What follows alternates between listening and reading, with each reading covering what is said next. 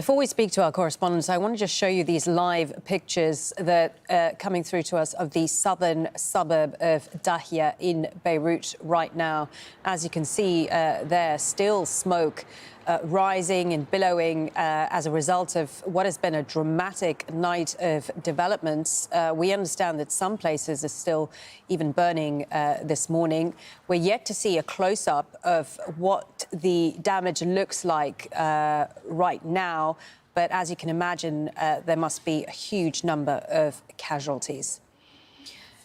Now, let's take a closer look at the location of Israel's latest attacks on southern Beirut, which is a Hezbollah stronghold. Dahiya is a densely populated suburb in the south of the city. It's home to about 700,000 people.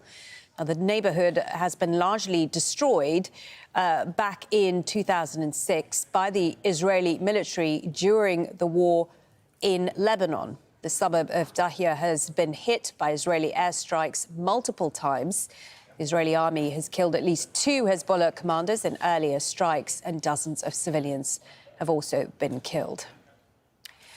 OK, let's bring in Zaina Khoda. She's live in Beirut. Zaina, you've been reporting throughout the night's relentless bombing. Talk us through the timeline of events as they unfolded and how things stand as of now. We just heard a huge explosion. We are at the entrance, one of the entrances of Beirut's southern suburbs. Neighborhoods of Beirut's southern suburbs came under heavy fire late yesterday. 12 hours of intense bombardment. You can see some people still making their way back inside. These are people who left their homes in a hurry last night, who are now returning to retrieve really any of whatever they can get from their homes. There's a lot of fear here. Roads are nearly empty. This area on a normal day would be packed with cars, a lot of traffic, because this is a densely populated area.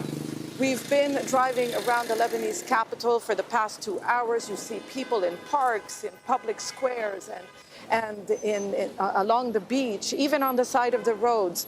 They have nowhere to go. This is a mass displacement crisis already since Monday, when Israel began its intensive and extensive airstrikes targeting Hezbollah's traditional strongholds in the east and south of the country. It displaced more than 100,000 people. That's added to the 110,000 who were already displaced in 11 months of fighting. So now this new wave of displacement that is causing more strain on a nearly cash-strapped government. You can see people with their bags, their belongings, trying to make their way out of this densely populated neighborhood.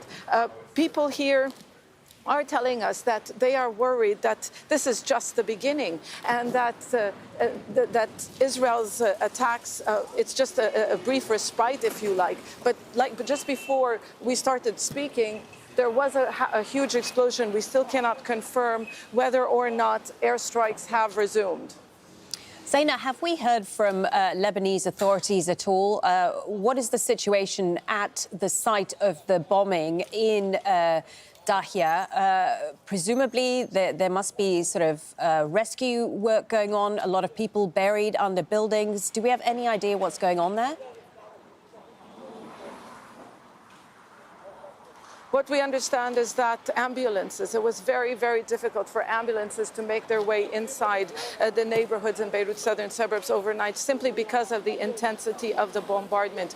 We still do not have casualty figures. It is still too early. As you can imagine, this was a long night of violence, some of the most fiercest, really, bombardments. People that we've been speaking to say nothing. This is nothing compared to what happened in 2006, the last major war between Israel and Hezbollah. They're saying what they witnessed was ultimate horror. You see terror in their faces, and it's not just terror. You see fear. You see people are worried. These are, this is a country where much of the society is impoverished. If they do not work today, they cannot put food on the table for their children. So you see people on motorcycles carrying suitcases, retrieving whatever they can from their homes because they are realizing that this is just the beginning. And I think what is important is now we can say that Beirut's southern suburbs is now part of the equation. When Israel began this air assault on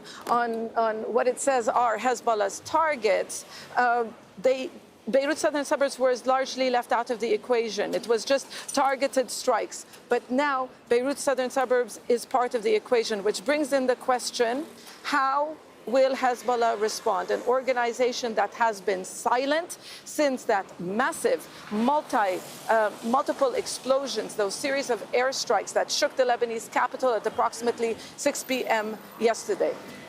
OK, Zaina, we're going to leave it there for now.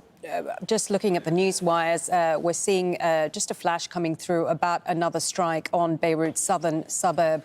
Smoke seen rising from the area. I believe this was what Zaina Khala was referring to when she said she heard the sounds behind her. So it seems that the strikes may not have ended for the day. Anyway, we'll keep you updated on that, and hopefully we'll hear from Zaina a little later.